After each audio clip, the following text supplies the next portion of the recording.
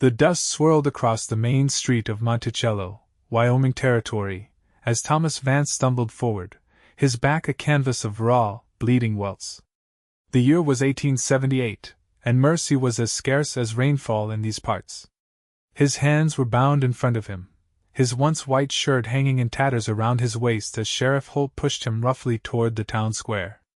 "Let this be a lesson to the lot of you," Holt bellowed to the gathering crowd. "Thieves get the whip in Monticello. 20 lashes for stealing a horse that wasn't his to take." Thomas didn't protest. His lips were pressed into a thin line, eyes focused on the dirt beneath his boots. The 20 lashes had nearly killed him, each stroke tearing away not just skin but what little dignity he had left.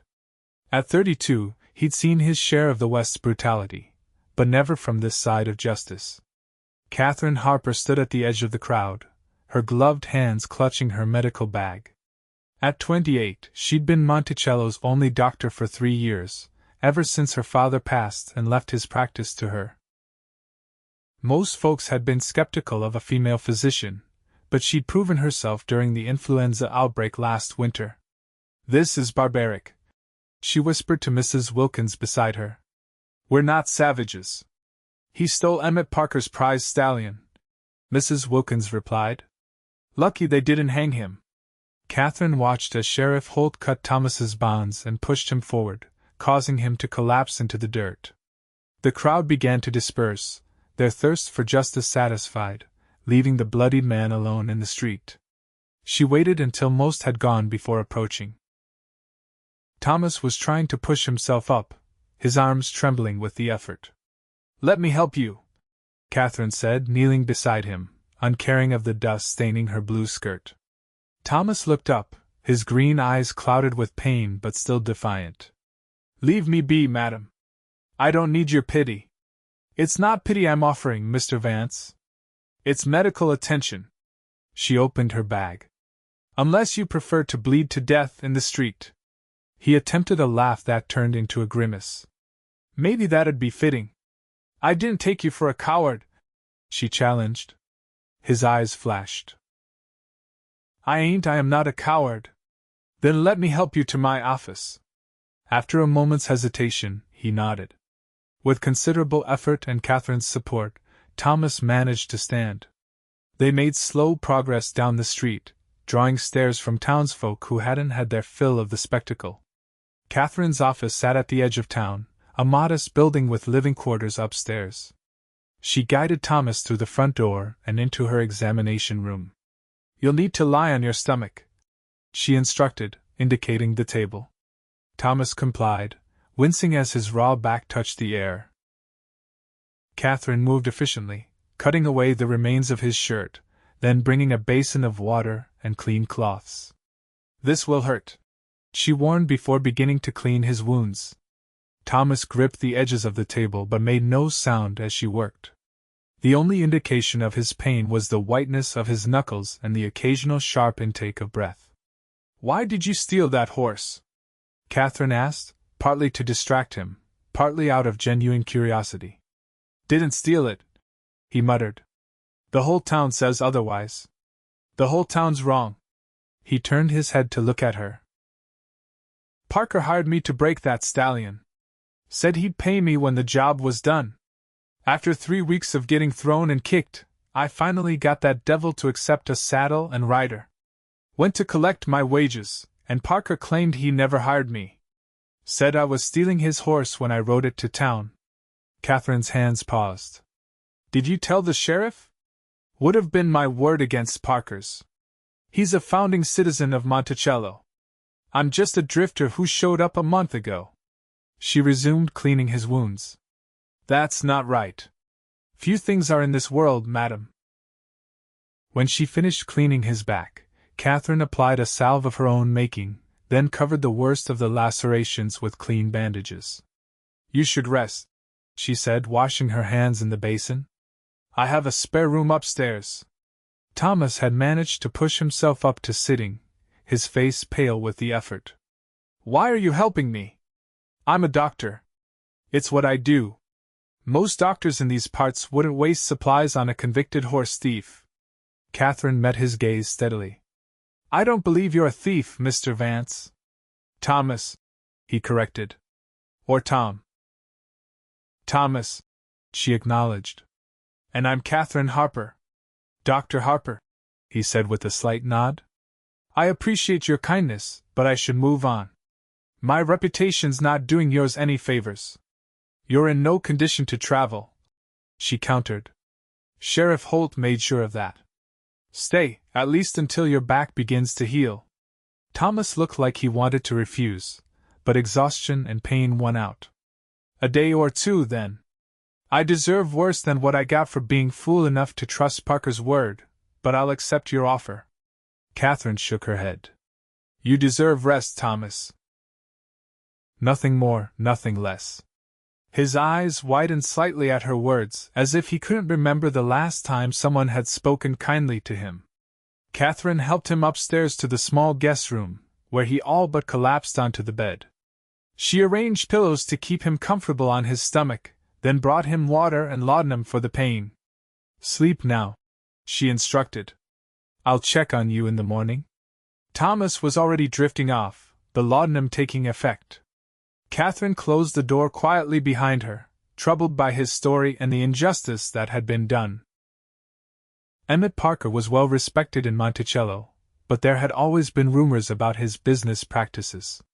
The next morning, Katherine was checking on her patient when a loud knock came at her front door. Thomas stirred, instantly alert. Stay here, she told him, closing the bedroom door before heading downstairs. Sheriff Holt stood on her porch, looking uncomfortable. Morning, Dr. Harper. I heard you took in Vance yesterday. I treated his injuries, yes? Folks are talking. Katherine crossed her arms. Let them talk. I'm a doctor. I treat those who need medical attention, regardless of their crimes. It ain't proper, a single woman housing a man like that. Would you prefer I let him die in the street? What would that say about our town's Christian charity? Holt shifted his weight. I'm just saying, document. Your pa was well respected. Wouldn't want to see your reputation tarnished. My reputation is my concern, Sheriff. Now, if there's nothing else, I have patients to attend to. After a moment's hesitation, Holt nodded and left. Katherine returned upstairs to find Thomas attempting to dress. What are you doing? She demanded. Heard the sheriff. I won't bring trouble to your door, Dr. Harper. It's Katherine, she corrected. And you're not going anywhere. Your back needs at least a week to begin proper healing. Thomas sank back onto the bed, clearly in pain from even that small exertion. You don't understand. Men like Holt, they don't take kindly to being challenged. I've been challenging men like Holt since I took over my father's practice. I can handle myself. She helped him back into bed. Now I need to go make my rounds, but I'll be back by midday. There's water and bread on the nightstand. Over the next few days, Katherine tended to Thomas's wounds while continuing her regular duties as the town's doctor. Each day, his back showed signs of improvement, and he grew stronger. They fell into a comfortable routine. She would work downstairs during the day, and in the evenings, they would share meals and conversation. Thomas, she discovered, was well-read and thoughtful, a stark contrast to the criminal the town believed him to be. He'd grown up in Virginia, the son of a horse breeder, and had learned riding and training from his father. After the war, with their farm destroyed and family scattered, he'd headed west seeking opportunity. I've never stayed in one place too long, he admitted one evening as they sat by the fire, Thomas now able to sit in a chair with the help of cushions. Always moving on to the next job, the next town. No family waiting for you somewhere? Katherine asked, sipping her tea. He shook his head. Lost my parents during the war. Brother died at Gettysburg. A pause. What about you? Most female doctors I've heard of are practicing in cities, not frontier towns. Katherine set down her cup. My mother died when I was young. My father was the doctor here for 30 years. He taught me everything he knew, then sent me to medical college in Philadelphia. When he fell ill, I came back to help, then stayed after he passed. She smiled slightly. This is home. These people are my responsibility now. Even the ones who don't deserve your care? His eyes held hers. Everyone deserves care, Thomas. Especially those society has cast aside. A week after Thomas arrived, Katherine returned from visiting a patient to find him in her kitchen, shirt carefully draped over his healing back, stirring something in a pot that smelled delicious. "What's this?" she asked, setting down her bag. He turned, looking almost embarrassed. "Venison stew. Mrs. Wilkins brought by some meat this morning. Said she was grateful for the tonic you gave her husband. I thought—" He trailed off. "I wanted to thank you. For everything. You didn't have to cook. I wanted to contribute something. I've been eating your food, taking up your spare room." "Healing," she corrected. "That's been your job." They ate together, the stew rich and flavorful. Thomas, it turned out, had learned to cook during his travels. "A man on the move needs to feed himself," he explained. "Can't always find a decent meal on the trail." After dinner, as they washed the dishes together, Katherine found herself studying his profile, the strong line of his jaw, now covered in several days' growth of beard, the way his dark hair curled slightly at the nape of his neck. Thomas caught her looking and raised an eyebrow. "Something wrong, Doc?" "No," she said, feeling her cheeks warm. "Just thinking how different you look from the man they whipped in the street." His expression sobered. "Still the same man, Katherine." "I know," she said softly. "That's what I meant." Their eyes held for a moment longer than necessary, and Katherine felt something shift between them, a subtle change in the air, a new awareness. The next day, while Katherine was treating old Mr. Jenkins for gout, Emmett Parker burst into her office, his face flushed with anger. "Where is he?" Parker demanded, looking around wildly. Katherine stood, positioning herself between Parker and the doorway that led upstairs. "Mr. Parker, this is my medical office. You can't barge in here.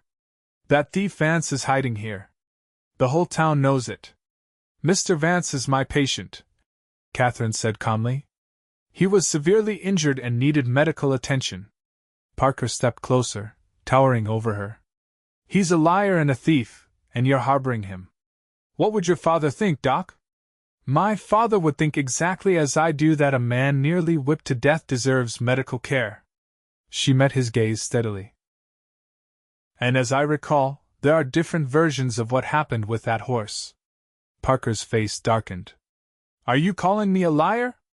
"I'm saying there are two sides to every story. You best watch yourself, Dr. Harper. Your position in this town isn't as secure as you might think." Mr. Jenkins, forgotten in the confrontation, spoke up from his chair. "Now see here, Parker. You don't speak to our doctor that way. She's done more good for this town than you ever have with your fancy horses and big talk." Parker glared at them both before stomping out, slamming the door behind him. Katherine's hands were shaking as she resumed treating Mr. Jenkins. "I'm sorry about that, Mr. Jenkins." The old man waved away her apology. "Parker's always been a bully. Even when we were boys." He studied her face. "You believe Vance's story, don't you?" "I do," she admitted. "So do half the folks in town, truth be told. Parker's not well liked, but he's got money and influence. People are afraid to cross him." When Katherine told Thomas about the confrontation that evening, his expression grew troubled. "I need to leave," he said firmly. "Parker won't stop until he's run me out of town or worse." "And go where?" Katherine demanded. "With what? Your back is still healing, you have no money, no horse. I'll figure something out." "I always do." "Thomas, please. Running away solves nothing." He paced the small sitting room, wincing occasionally when the movement pulled at his healing wounds. "What would you have me do, Katherine? Stay here and bring more trouble to your door? Let Parker turn the town against you." "We fight back," she said simply. "We tell the truth." "There must be someone who saw or heard something that could corroborate your story." Thomas stopped pacing. "Parker's stable boy, Jamie. He was there when Parker hired me, and he watched me work with that stallion every day.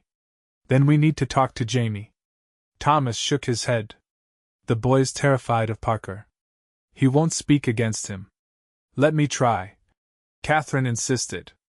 Jamie's mother brings him to me for his asthma treatments. He trusts me.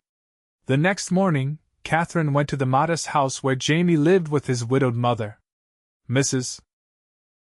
Lewis invited her in, concerned that Katherine had come to check on Jamie's breathing. He's fine, Mrs. Lewis, Katherine assured her. I actually wanted to speak with him about another matter. Jamie, a thin boy of 14 with intelligent eyes, sat across from Katherine at the kitchen table while his mother prepared coffee. Jamie, I need to ask you about Mr. Vance, the man who was working with Mr. Parker's stallion. The boy's eyes darted nervously to his mother, then back to Katherine. What about him? Did you see Mr. Parker hire him to break the horse? Jamie hesitated, then nodded. Yes, madam. Mr. Parker brought him to the stables, said he'd pay him $50 if he could get Thunder to accept a rider. And did Mr. Vance succeed? Yes, madam. Took him nearly 3 weeks of getting thrown and kicked, but Thunder finally took to him. Nobody's ever been able to stay on that horse before. Mrs. Lewis brought over the coffee cups. What's this about, Doctor? Katherine explained the situation. Mrs. Lewis's face hardened as she listened. Parker's always been crooked, she said when Katherine finished. He promised to pay my Jamie fair wages too, but he's always finding excuses to dock his pay. Would you both be willing to speak to Sheriff Holt about this? Katherine asked. Mrs. Lewis exchanged a look with her son. Sheriff won't go against Parker. He owns half the businesses in town. Perhaps not alone, Katherine agreed, but if enough people stand together. When Katherine returned to her house, she found Thomas sitting at her kitchen table with Joseph Anderson, one of the older ranchers in the area. Mr. Anderson came by to see me, Thomas explained. He heard about what happened. Anderson, a weathered man in his 60s, nodded to Katherine. Miss Harper, your pa was a good friend to me. Saved my wife's life years back. He turned to Thomas. I was telling Vance here that I remember when Parker first came to these parts. Wasn't nothing but a gambler with a lucky streak, bought his first parcel of land with winnings from a rigged poker game. You never said anything? Katherine asked. Anderson shrugged. Wasn't my business. But hearing how he treated this young man. Well, there comes a time when a man's gotta stand for something.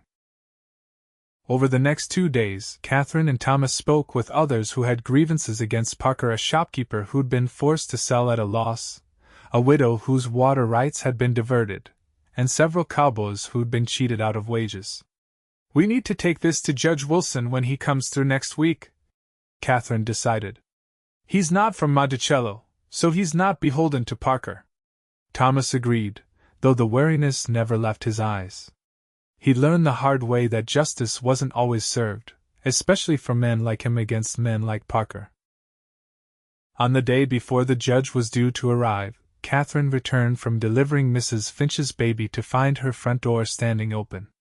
Inside, her office had been ransacked, drawers emptied, medicine scattered across the floor. Thomas? She called, panic rising in her throat as she rushed upstairs. He wasn't there, but his few possessions were gone. On her bed lay a note. Katherine, Parker's men came. Didn't want to bring more trouble to your door. Thank you for everything. Katherine crumpled the note in her fist, heart pounding. He'd run to protect her, but where would he go?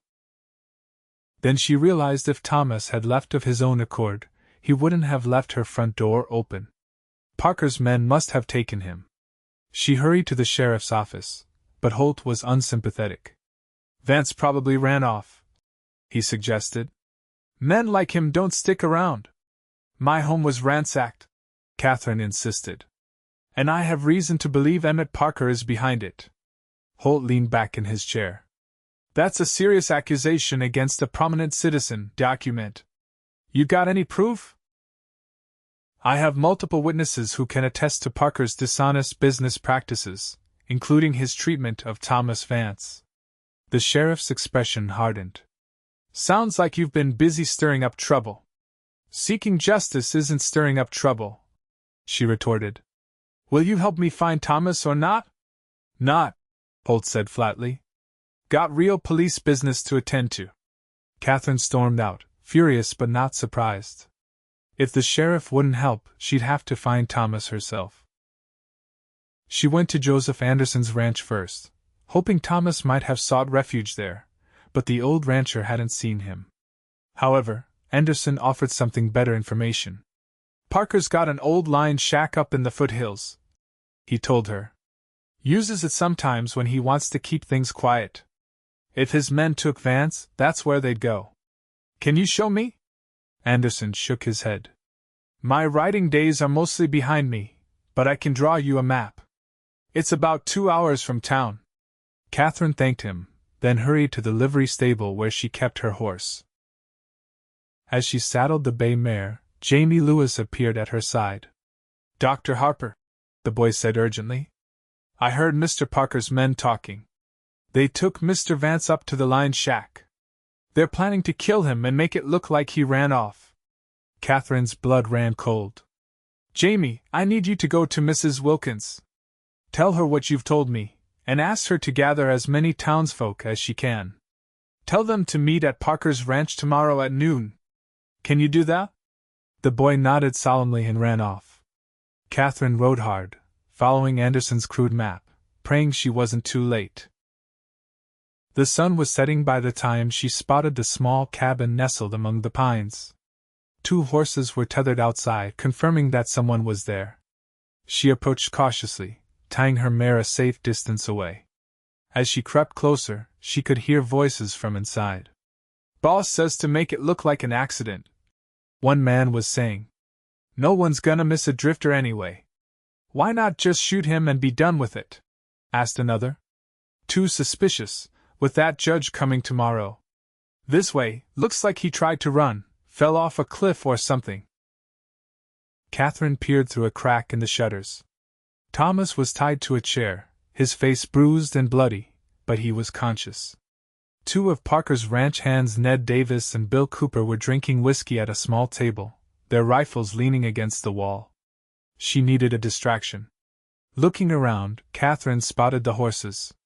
Quietly, she moved toward them and, with a silent apology, slapped the rump of the nearest one as hard as she could. The horse whinnied in surprise and bolted, dragging its loosened reins. Damn it! The horses! Cooper exclaimed from inside. Both men rushed out, cursing. Katherine pressed herself against the side of the cabin as they passed, then slipped inside. Thomas's eyes widened when he saw her. Katherine, get out of here! He whispered urgently. She ignored him, quickly cutting his bonds with her medical scissors. Can you ride? They'll kill you if they catch you, he warned, rubbing his wrists as he stood unsteadily. Then we'd better not get caught, she replied, helping him toward the door. They'd barely made it outside when Cooper shouted from the darkness. They're escaping! Katherine and Thomas ran for her horse. She helped him mount, then climbed up behind him. As they galloped away, shots rang out, bullets whizzing past them. Hold on, Katherine urged, feeling Thomas sway in front of her. We'll hide in the woods until morning, then head back to town when the judge arrives. They rode for nearly an hour before finding a secluded spot near a small stream. Katherine helped Thomas dismount, then used water from the stream to clean his new injuries. You shouldn't have come, he said, wincing as she dabbed at a cut above his eye. It was foolish. You're welcome, she replied dryly. He caught her hand. Katherine, I'm serious. Parker is dangerous.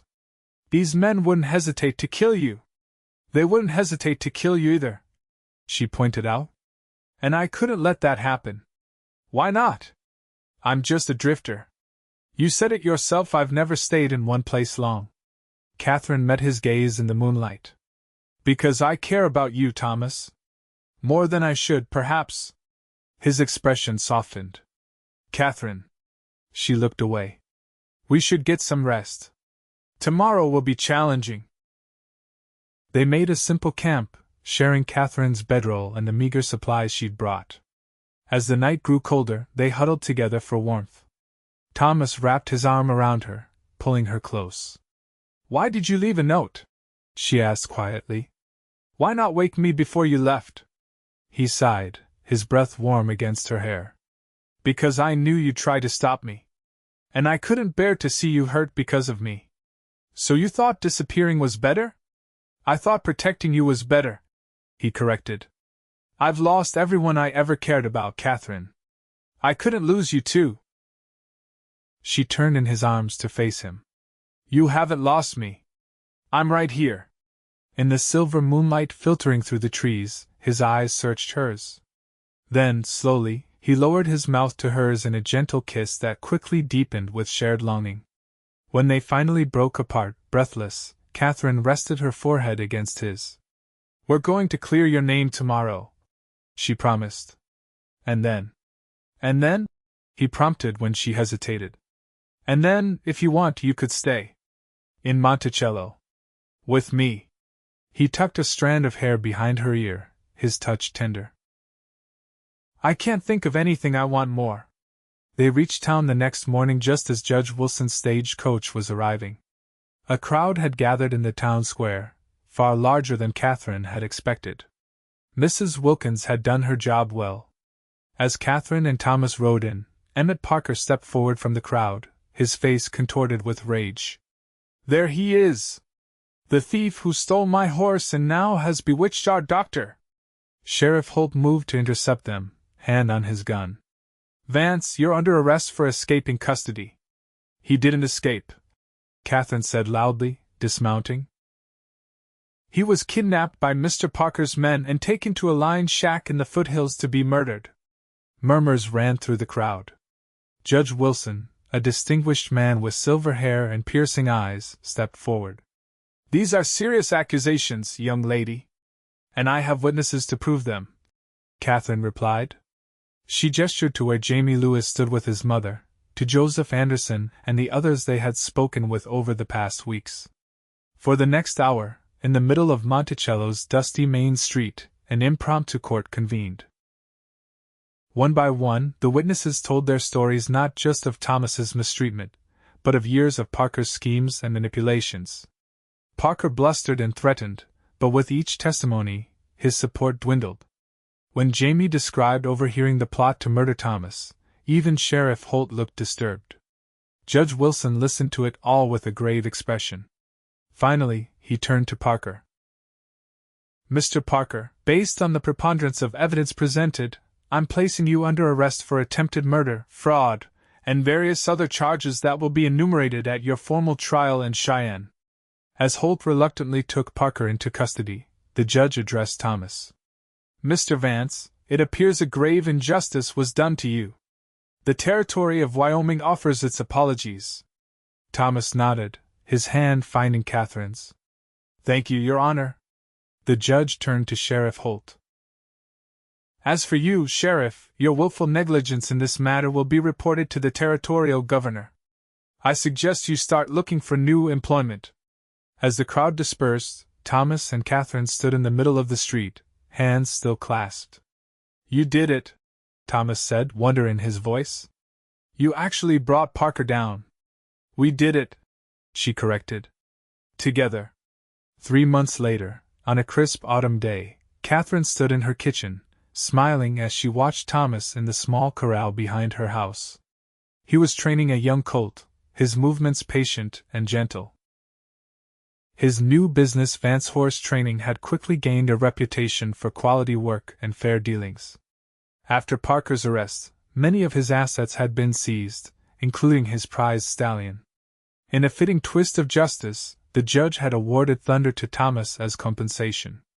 The stallion now served as the cornerstone of Thomas's breeding program.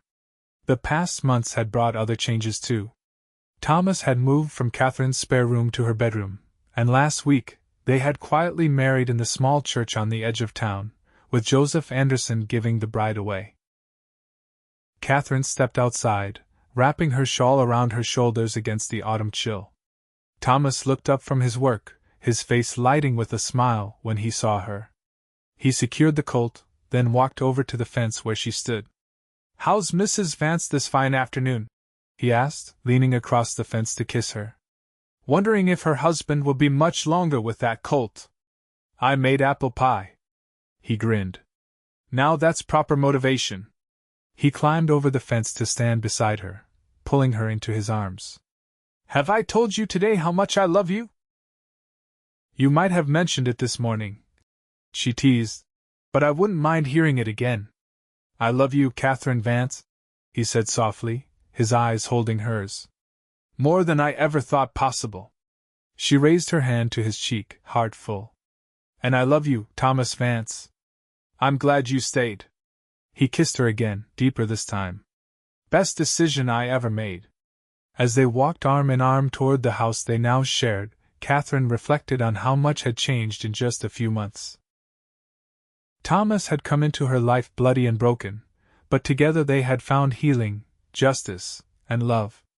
In a place as harsh as the Wyoming Territory, such blessings were rare indeed and all the more precious for it.